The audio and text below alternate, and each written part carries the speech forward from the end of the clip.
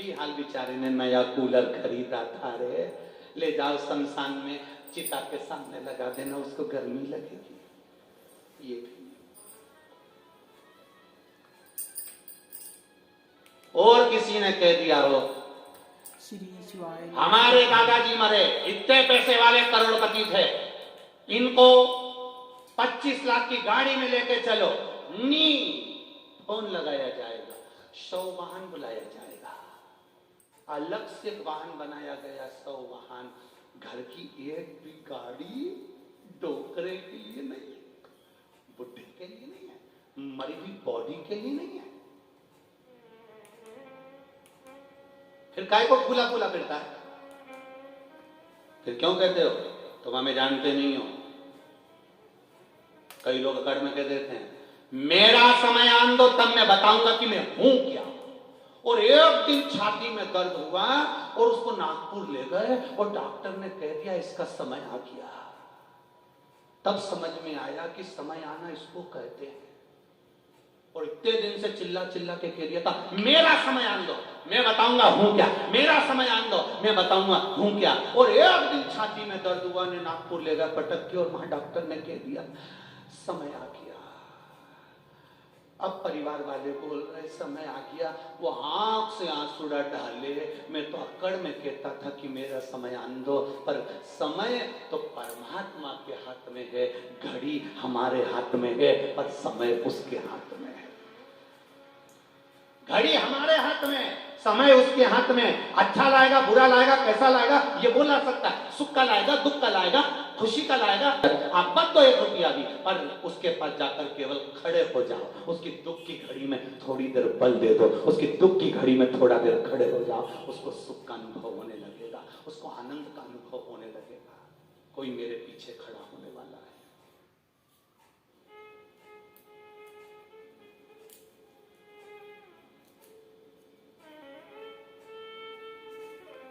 लोग भ्रमित करने वाले मिलेंगे। एक पढ़ा लिखा लड़का अपने पापा के पढ़ के आया बेंगलोर से और घर पे आ गया गांव में मम्मी ने कहा माँ ने कहा बेटा ले लड्डू ले ले। माँ ने 2 लड्डू प्लेट में रख दिए, ले बेटा लड्डू खा ले। बेटा बोलने लगा मम्मी क्या है ये? लड्डू। इतने में बेटे ने कहा मम्मी कितने लड्डू हैं? मम्मी तो सीधी बेचारी गांव की, उसने कहा बेटा 2 लड्डू हैं। नहीं, बेटा कहने लगा मैं पढ़ के आया हूं, ये 2 लड्डू नहीं ये 3 है। मम्मी बोली बेटा नीरे 2 ही हैं, मैंने तो प्लेट में 2 ही रखे। मम्मी तुम मेरी विद्वत्ता को नहीं जानती, मैं कितना ज्ञानी हूं, देखो 3 लड्डू एक नहीं। अब तुम गिनो मम्मी। मम्मी ने गिना, देख 1 और ये बोलो बोलो जम के 2। तो इतने में बेटे ने कहा मम्मी देखो ये 1 और ये 2, 2 और 1 मतलब बैतूल वाले भी बेंगलोर पड़े हुए हैं। मम्मी 2 और 1 3, ये तो बेटे ने कर दिया। माँ बोली नहीं रे बेटा मैंने तो प्लेट में 2 ही रखे। तो मम्मी तुम देखो ना। अब चलाने वाला व्यक्ति कैसा चला रहा है देखो, 1 2 2 और 1। फिर कहा मम्मी कितने? मम्मी बोली नहीं 2 ही। छोरा बोले अभी देखो वापिस गिनो। मम्मी ने गिना 1 2 2 और 1। इतने में पिताजी आ गए, पढ़ा लिखा लड़का इतनी बात कर रहा है तो मैं भी सुन लूं। अब वो बेचारा गांव का व्यक्ति बैठ गया और बैठ कर सुन रहा था। मम्मी कितने लड्डू? मम्मी बोली 2 और मम्मी 2 बोले और छोरा के 3। इतने में पिताजी ने पूछ लिया क्या हो गया बेटा? पापा लड्डू कितने? अब इसका बाप था, जब औलाद ऐसी है तो बाप कैसा होगा अंदाजा लगा। लड्डू कितने? पिताजी ने कहा बेटा 3। इतने में बेटा खुश होकर बोला देखो मम्मी पापा कितने पढ़े लिखे हैं। मम्मी बोली अब क्या करूं मैं बताओ, दिख तो 2 ही रहे। बाप 3 बोल रहा है, छोरा भी 3 बोल रहा है। इतने में बाप तो बाप था, बाप ने कह दिया बेटा लड्डू 3 ही है, 1 मैंने उठा लिया, एक तेरी मम्मी ने उठा लिया, अपन दोनों प्रेम से खा लो, तीसरा ये खा लेगा,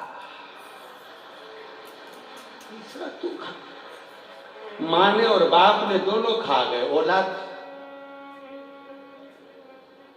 मम्मी लड्डू, मम्मी बोली तेरे बाप ने 3 कर खा ले। अब विचार करो, वो लड्डू 2 को 3 कर रहा है तो अब तू खा। ये संसार अब विचार करा गया। महाराज आय बढ़ाने के साथ में आयु बढ़ाइए, आयु बढ़ाओगे तो जीवन का एक आनंद तत्व प्राप्त होगा।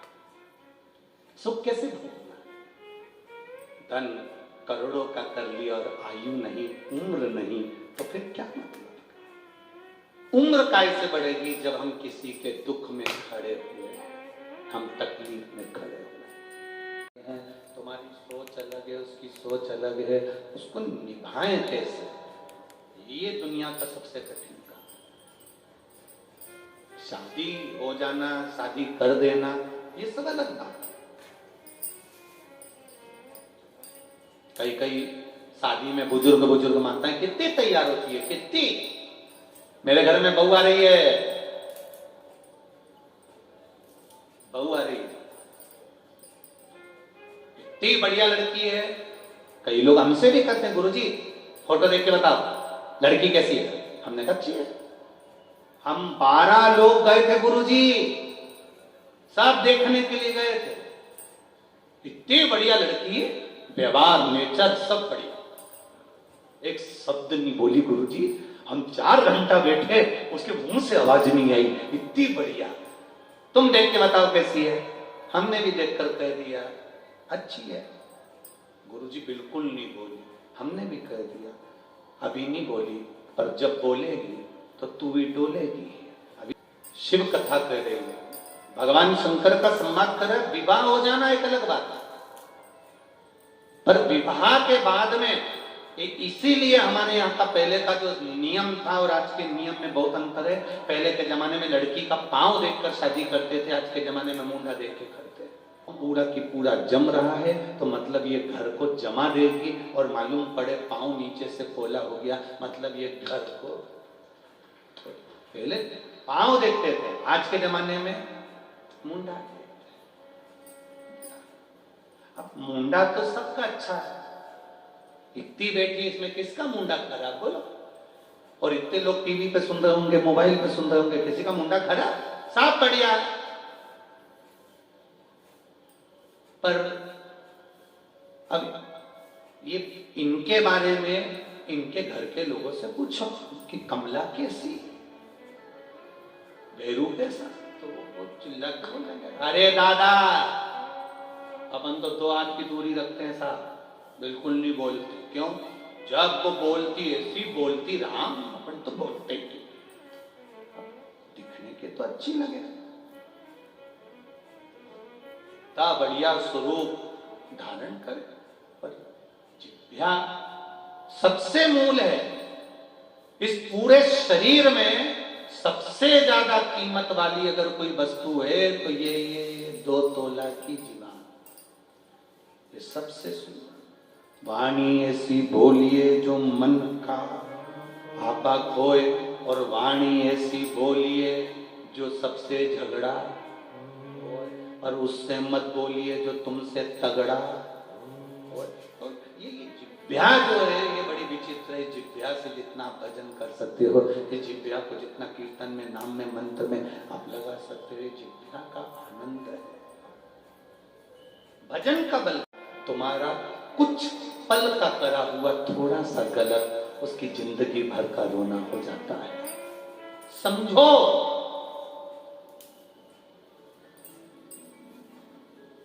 जो इन बेटियों के साथ हुआ, अगर तुम्हारे घर की बहन बेटी के साथ होता तो विचार करिए, जरा स्मरण करिए।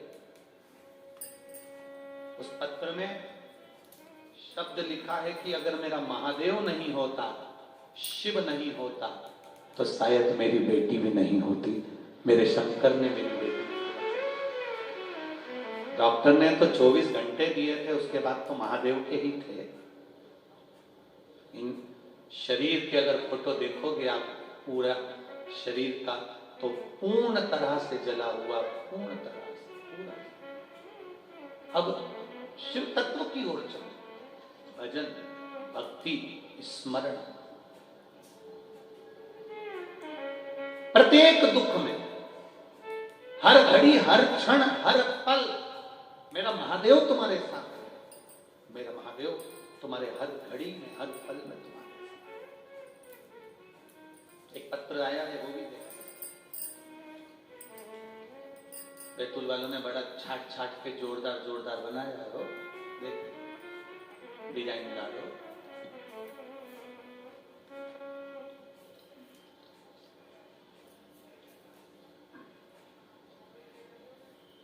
बैतूलगंज हाउसिंग बोर्ड कॉलोनी में रहती हूं। गुरुजी,